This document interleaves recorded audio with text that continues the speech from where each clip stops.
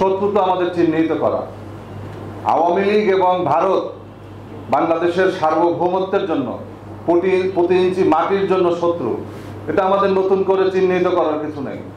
আজকের এই ইফতার মাহফিলের সম্মানিত সভাপতি,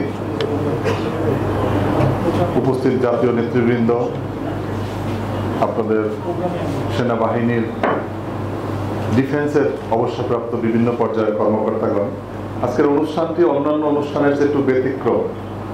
কারণ আপনারা এখানে সবাই শৃঙ্খলাবদ্ধ জায়গা থেকে আপনারা এখানে এই জীবনের একটা প্রান্তে এসেছেন। আপনাদের অভিজ্ঞতা, আপনাদের শৃঙ্খলা, আপনাদের সততা, আপনাদের নিষ্ঠা, এটাকে আজকে জাতির প্রয়োজনে আপনাদেরকে বিলিয়ে দিতে হবে। আমরা রমজানে আসলেই আমরা সুন্দর সুন্দর কথা বলি, আমরা আলোচনায় মাইক পেলে অনেক সুন্দর সুন্দর কথা বলতে পারি। আসলে বাংলাদেশের জনগণ রাজনীতিবিদদেরকে অনেককে বিশ্বাস করে না। কারণ হচ্ছে তারা যা বলে তা করে না, আর যা করে তা বলে না। এই সংস্কৃতির আমার মনে হয় সংস্কার হওয়া দরকার। সংস্কার আসলে কোনটা থেকে কোনটা করবে আর কি। সরকারও এক বিপদে পড়ছে। এই জন্য সরকারকে আমি বারবার বলি একটা কথা, যে আগে সরকারের ভিতরে সংস্কার দরকার। ডক্টর মোহাম্মদ ইউনূস সাহেবের উপদেষ্টা পরিষদে যাদেরকে দিয়ে সংস্কার করবেন, আগে তাদের সংস্কার দরকার। কারণ হচ্ছে সেখানে আওয়ামী ভূত, আওয়ামী প্রেত, আওয়ামী বান্ধব অনেক ব্যক্তি রয়েছেন, যা দিয়ে এই আমার হাসিনুর ভাই বলল যে টার্গেট করতে হবে, আগে শত্রু চিহ্নিত করতে হবে। শত্রু তো আমাদের চিহ্নিত করা।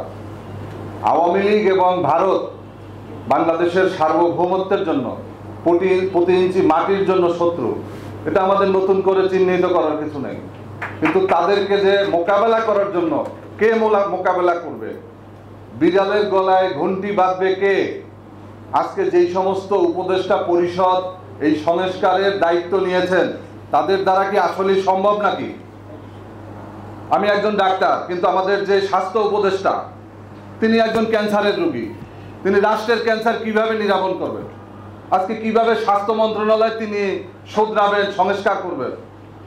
আমাদের স্বরাষ্ট্র যে উপদেষ্টা, তিনি দেখলাম কিছুটা তৎপর হয়েছে, কিন্তু এই তৎপরতা দিয়ে কি আসলে সম্ভব?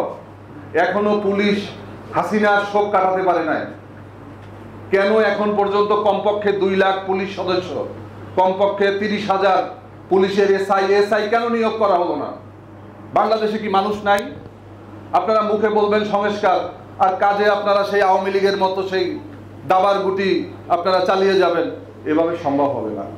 আজকে আপনারা যারা এখানে এসেছেন, আপনাদের সবাইকে দায়িত্ব নিতে হবে রাষ্ট্রের সংস্কারের জন্য। আমরা চাঁদাবাজ মুক্ত যেমন একটা সমাজ চাই, তেমনি চাঁদাবাজের নামে, চাঁদার নামে আরো বহুত শব্দ আছে। ঘুষ আছে না, ঘুষের কিন্তু অনেক নাম আছে। চায়ের জন্য কিছু দেন, মিষ্টি খাওয়ার কিছু দেন, এরকম অনেক অনুপান রয়েছে। এই চাঁদার নামের ওই সমস্ত অনুপানগুলোকে বন্ধ করতে হবে। যার কারণে রাজপথের ফুটপথের চাঁদা, এইটাই শুধু চাঁদা না। এই চাঁদা যদি পুলিশ চায় 24 ঘন্টার ভিতরে শেষ করতে পারে, কিন্তু পুলিশ চায় না। প্রত্যেকটা থানা লক্ষ লক্ষ কোটি কোটি টাকা ইনকাম করে এই চাঁদা থেকে। তো যেখানে পুলিশ যতক্ষণ পর্যন্ত না চাইবে, রাজনীতিবিদ হিসাবে অনেক রাজনৈতিক দলকে নাম নিয়ে যতই গালি দেন না কেন, এই চাঁদা কখনো বন্ধ হবে না। আমরা সংস্কার চাই, আমরা নির্বাচন চাই, আমরা জাতীয় নির্বাচন আগে চাই। কারণ রাজনৈতিক সংকট, জাতীয় সংকট নিরসনের জন্য জাতীয় নির্বাচনের কোনো বিকল্প নাই। স্থানীয় সরকার নির্বাচন এযাবৎকালে কখনো কোনো অন্তর্বর্তীকালীন সরকার, কোনো তত্ত্বাবধায়ক সরকার করেনি।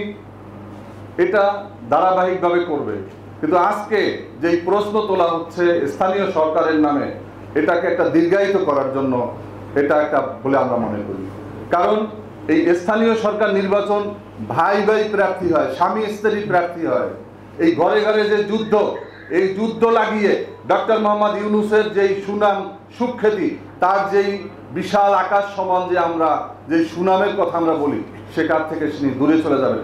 ইতিমধ্যে কিন্তু তিনি বেশ কয়েকটা কর্মকাণ্ডে নিজেকে প্রশ্নবিদ্ধ করেছেন যে আগামী নির্বাচনে তার অধীনে নির্বাচন বা তার সরকার অধীনে নির্বাচন কতটুকু নিরপেক্ষ হবে, কেননা একটা দলের উপরে তিনি কিন্তু তার দুর্বলতা প্রকাশ করেছেন। সবাইকে ধন্যবাদ। আগামী দিনে দেখা হবে রাজপথে, কথা হবে মিছিলে। আল্লাহ হাফেজ। বাংলাদেশ জিন্দাবাদ, লেবার পার্টি জিন্দাবাদ।